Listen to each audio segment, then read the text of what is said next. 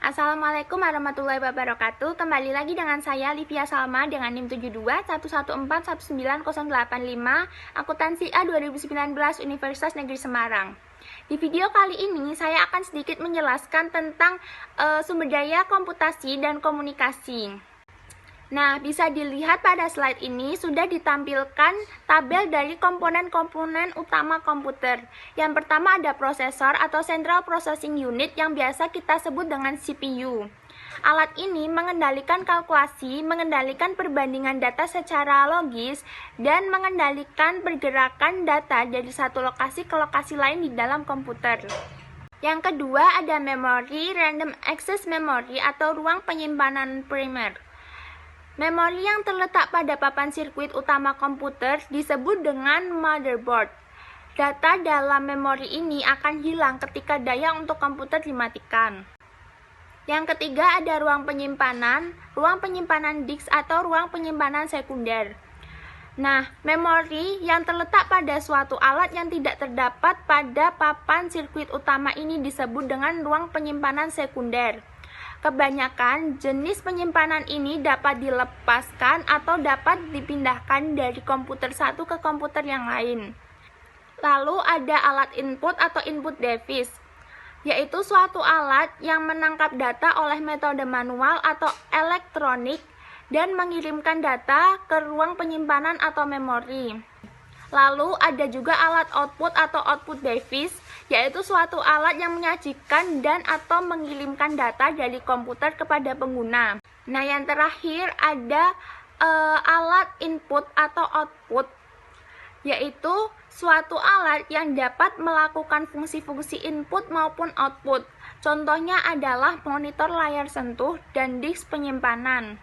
Selanjutnya kita akan membahas ruang penyimpanan. Ruang penyimpanan untuk komputer muncul dalam banyak bentuk media yang berbeda. Masing-masing memiliki karakter yang berbeda dan menjadikannya lebih sesuai untuk tugas-tugas tertentu. Nah, ruang penyimpanan ini dibagi menjadi dua, dapat berbentuk tetap dan dapat dilepas. Yang pertama ada ruang penyimpanan tetap atau fixed storage. Adalah ruang penyimpanan yang terpasang secara permanen di dalam komputer. Contohnya itu adalah hard drive komputer. Nah, yang kedua adalah media penyimpanan yang dapat dilepas atau removable storage. Biasanya berbentuk sebuah pita, disk atau disket, flash drive USB atau pen drive, CD atau media jinjing lainnya. Selanjutnya ada alat-alat input atau input device. Komputer tidak akan banyak berguna tanpa alat-alat input dan output. Nah, alat-alat input ini sendiri dibagi menjadi dua, ada data yang diterima dari manusia atau human capture data, dan ada data yang diterima dari mesin atau machine capture data. Data yang diterima dari manusia ini mengacu pada input yang diisi oleh seseorang yang mengetik pada sebuah keyboard, menekan mouse, menyentuh monitor, berbicara ke mikrofon, atau interaksi lain yang serupa. Nah, sebagian besar dari data ini pada awalnya memiliki bentuk yang tidak dapat dibaca oleh mesin dan perlu dilakukan entry oleh manusia. Nah, di samping itu terdapat dua kendala bagi data yang diterima oleh manusia. Yang pertama itu ada lambat, dan yang kedua biasanya tidak dapat mencapai tingkat akurasi yang sangat tinggi seperti data yang diterima dari mesin atau machine capture data, yaitu data yang diterima oleh suatu alat elektronik atau mekanis. Selain alat-alat input terdapat juga alat-alat output atau output device. Dua alat output yang paling dikenal adalah layar komputer yang terkadang disebut dengan monitor dan juga ada printer. Gambar pada sebuah layar komputer sangat dipengaruhi oleh resolusi layar. Resolusi layar atau screen resolution mengacu pada jumlah piksel, titik-titik cahaya yang terdapat pada monitor yang ditampilkan di layar. Yang kedua ada printer. Printer memiliki keunggulan yang serupa dengan monitor. Printer pada umumnya menggunakan teknologi laser atau tinta. Printer laser pada intinya sama seperti mesin fotokopi, sedangkan printer tinta menyemprotkan tinta pada permukaan kertas. Lalu ada multimedia. Evolusi utama alat input dan output yang sudah saya jelaskan tadi adalah menuju ke arah multimedia. Multimedia ini sendiri merupakan penggunaan lebih dari satu media pada saat yang sama. Sebagai contohnya, itu adalah informasi dalam bentuk teks dapat diproyeksikan ke layar komputer dengan disertai oleh satu gambar atau video. Jadi, tidak hanya teks saja, tapi bisa menyertakan foto dan video sekaligus. Alat-alat komputasi pribadi. Alat-alat komputasi pribadi ini dibagi menjadi 4. Yang pertama ada telepon seluler dengan pesan dan video interaktif. Pembuat telepon seluler populer telah membuat telepon yang menampilkan pesan, tulisan, dan gambar-gambar berukuran kecil di layar tampilannya. Beberapa telepon seluler juga dapat menyimpan video-video pendek dan keunggulan-keunggulan lain. Lalu ada telepon seluler cerdas. Telepon seluler dianggap sebagai telepon cerdas atau smartphone ketika ia menjalankan pekerjaan-pekerjaan yang biasanya dihubungkan dengan komputer mikro. Selanjutnya ada jaringan rumah. Jaringan komputer rumah ini telah sama populernya juga dengan perusahaan TV kabel dan perusahaan telepon yang memasarkan modem untuk koneksi internet broadband. Terakhir, keamanan komputasi rumah. Kita harus memperhatikan aspek-aspek keamanan baik di dalam rumah maupun di tempat kerja. Update sistem operasi atau perbaruan ini terdapat dua yang penting bagi kita sebagai pengguna individu, yaitu update untuk sistem operasi dan untuk peranti lunak aplikasi. Lalu virus komputer, yaitu program-program komputer kecil yang menggandakan diri dengan memasukkan diri mereka ke dalam sumber daya komputer seperti program atau file. Nah, sedangkan spyware adalah sebuah program komputer kecil yang mengawasi apa yang sedang kita kerjakan dengan sumber daya komputer kita sendiri. Peranti lunak. Nah, di dalam peranti lunak ini terdapat dua jenis dasar, yaitu peranti lunak sistem dan peranti lunak aplikasi. Peranan peranti lunak yang mudah digunakan untuk pengguna.